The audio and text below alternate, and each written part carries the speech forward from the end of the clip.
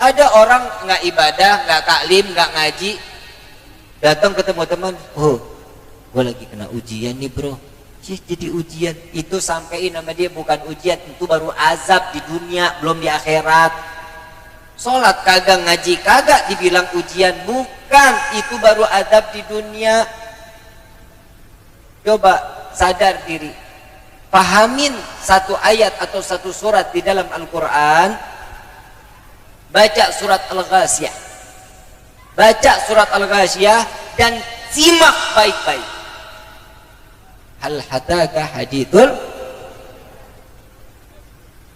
apakah kalian mengetahui, kata Allah subhanahu wa ta'ala, tentang datangnya hari kiamat? Itu udah tahu? Udah tahu? Udah tahu belum? Di dalam neraka sangat luar biasa. Ini saya kalau ngomongin ngomongin neraka, air mata saya cetek sekali bu pak.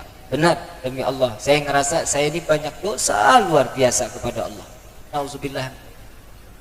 Kalau saya ngomongin neraka, saya kepikiran saat Nabi Muhammad SAW meneteskan air mata saat mendengar neraka Jahannam. Saat di mana Nabi SAW, saya sebelumnya jaga Nabi Muhammad di dalam hati kalian. Jaga Nabi Muhammad di dalam hati kalian. Jangan keluarkan Nabi Muhammad di dalam hati kalian. Rugi kalian. Yang rugi bukan Nabi. Nabi tidak minta dicintai oleh kita, tapi kita yang mengharapkan kecintaannya Nabi kepada kita. Kenapa saya mengatakan hal seperti ini? Karena Nabi cintanya kepada umat gak ada setengah-setengah. Full cintanya kepada umat Nabi SAW. Saat ayat tersebut diturunkan, Nabi sambil bersandar meneteskan air mata, keringat keluar dengan derasnya. Dengan meneteskan air mata, dengan rendahnya suaranya Nabi. Saat dimana orang yang dia sedang bekerja, dia berada dalam amalnya dalam keadaan sia-sia, percuma. Kenapa? Tidak terhitung nilai ibadah di sisi Allah. Karena dimasukkan di dalam pekerjaannya ada kemaksiatan di dalamnya. Sampai Allah menjelaskan di dalam Al-Quran melalui lisan Nabi Muhammad SAW, tatkala mereka dimasukkan ke dalam neraka dalam keadaan haus, menjerit mengatakan, ya Allah, haus, aku haus. Malaikat datang membawa timah dan nanah, membuka mulut hamba Allah tersebut, dengan dilempari di dalam mulutnya dengan secara tidak langsung, perutnya dalam keadaan terbakar sampai terpecah dan mengeluarkan daripada isi dalam perutnya. Ada yang mengatakan, lapar ya Allah, kami lapar. Malaikat membawakan batang yang begitu sangat amat besar dengan tancapan-tancapan paku, atau yang di dalamnya ada duri-duri yang luar biasa. Dibuka mulut orang tersebut, dimasukkan batangnya, sampai kata Nabi, mereka tidak merasakan kenyang dan mereka tidak akan pernah merasakan dalam keadaan gemuk. Takut kita kepada Allah. Jangan mulai-mulai bermaksiat kepada Allah. Jangan mulai-mulai menentang syariat Allah. Ayyuhal khadirun, Nabi menaruh harapan kepada kita. Nabi setiap hari selama dari mulai Nabi diangkat menjadi Rasul sampai Nabi akhirnya diwafatkan oleh Allah dalam keadaan menangis dan menangis untuk umat Nabi Muhammad SAW. Cukup kita buat sedih Nabi Muhammad. Cukup kita meneteskan air mata Nabi Muhammad SAW. Saat dimana Nabi di dalam satu riwayat, Siti Aisyah radhiyallahu anha wa radhaha, saat dimana di dalam malam tersebut menanyakan, saat beliau tertidur terbangun melihat Rasulullah udah nggak ada di sampingnya. Dicari Siti Aisyah, ternyata Rasulullah ada di dalam Masjid Nabawi. Ditunggu oleh Siti Aisyah sampai selesai salat. Nabi ditanya, ya Rasulullah, berapa banyak di dalam bilangan salatmu ya Rasulullah? Ada apa wahai Aisyah? Mengapa engkau tidak istirahat? Mengapa engkau tidak dalam keadaan tertidur untuk menenangkan dirimu ya Rasulullah? Apa jawaban Sayyidina Muhammad sallallahu alaihi wasallam? Ya Aisyah, jika aku dalam keadaan tertidur, sedangkan setiap malam aku harus menggelar sorbanku, aku setiap malam tidak lepas 1000 rakaat salat taubat kepada Allah.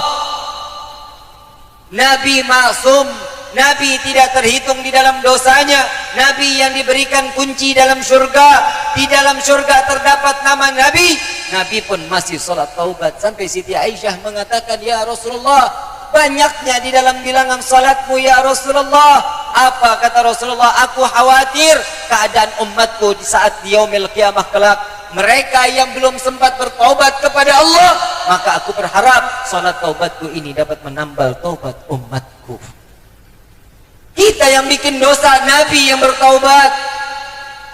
Saat Nabi lagi makan, baru satu suap Nabi mendapatkan makanan, turun malaikat Jibril dan dikatakan, ya Rasulullah, Allah telah menciptakan surga dan neraka. Satu persatu dijelaskan. Ya Jibril, jangan kau jelaskan aku tentang surga, tapi jelaskanku tentang neraka. Dijelaskan sampai ke neraka Jahannam. Sampai dikatakan oleh Nabi SAW, ya Jibril, neraka Jahannam Allah ciptakan untuk siapa wahai Jibril? Tidak dijawab oleh malaikat Jibril. Pertanyaan kedua, untuk siapa Allah ciptakan neraka Jahannam wahai Jibril? Mulai ada kekhawatiran di hati Nabi. Tidak dijawab oleh malaikat Jibril. Sampai pertanyaan ketiga, lalu Allah Subhanahu wa taala memanggil malaikat Jibril, ya Jibril, sampaikan kepada Muhammad untuk siapa aku ciptakan neraka Jahannam. Ya Rasulullah, neraka Jahannam Allah ciptakan untuk umatmu ya Rasulullah. Saat dimana Nabi mendengar neraka Jahannam untuk umatnya Nabi, Nabi lari masuk ke dalam kamar, Nabi pingsan, Nabi menangis sujud kepada Allah. 3 hari 3 malam tidak keluar dari kamarnya, hanya keluar menjadi imam solat, lalu masuk lagi ke dalam kamarnya, sujud kepada Allah. Sampai Siti Fatimah mengetok pintu kamar Nabi, lalu Nabi dalam keadaan pucat, Nabi dalam keadaan kurus, lalu bertanya, ya Rasulullah, apa yang membuatmu sehingga engkau tidak keluar dari kamar berhari-hari? Ya Fatimah, Allah telah ciptakan neraka Jahannam untuk umatku. Aku wajib, aku memohon kepada Allah. Doa Nabi cuma satu, hadirin. Allahumma ighfir ummat Muhammad. Ya Allah, ampuni dosa umat Muhammad. Jangan kau biarkan mereka masuk ke dalam neraka-Mu ya Allah.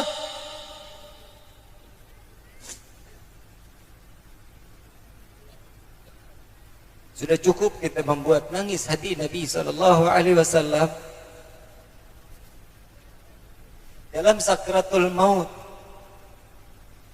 Saat Nabi bertanya kepada malaikat Jibril, ya Jibril, bagaimana nasib keadaan kelak saat di akhirat kelak wahai Jibril? Allah menyampaikan kepada malaikat Jibril, sampaikan kepada kekasihku, wahai Rasulullah, Allah bentangkan 7 pintu surga yang besar. Terbentang, engkau akan disiapkan di dalam surga yang tertinggi. Bukan itu tujuanku wahai Jibril dari pertanyaanku, bagaimana nasib umatku di akhirat kelak wahai Jibril? Tidak bisa menjawab dan tidak ada jaminan daripada malaikat Jibril alaihi salatu wassalam. Lalu Rasulullah menangis terseduh-seduh dan mengatakan, bagaimana nasib umatku di akhirat kelak wahai Rabbi? Sebentar lagi aku akan berjumpa denganmu ya Allah. Pastikan keadaan umatku di akhirat kelak wahai Allah. Malaikat Jibril dipanggil oleh Allah, ya Jibril, sampaikan kepada Muhammad apa yang ia minta. Aku berikan 3 permintaan daripada Muhammad, maka akan aku kabulkan. Apa jawaban daripada Rasulullah? Malaikat Jibril menyampaikan, ya Rasulullah, ada kabar gembira dari Allah. Cepat apa yang kau inginkan, apa yang kau minta, maka di hari ini akan dikabulkan oleh Allah. Jawaban Nabi, Allahumma ighfir ummat Muhammad. Lalu apa lagi ya Rasulullah? Allahumma ighfir ummat Muhammad. Lalu apa lagi wahai ya Rasulullah? Yang ketiga permintaanmu apa ya Rasulullah? Allahumma ighfir ummat Muhammad. Jika Allah ingin Muhammad ridha, maka masukkan umat Muhammad ke dalam syurganya Allah. Walau sawfa yu'tika rabbuka fatarda. Dan Allah subhanahu wa ta'ala meridai apa yang diminta oleh Nabi Muhammad, maka setiap umat akan dimasukkan ke dalam syurganya Allah.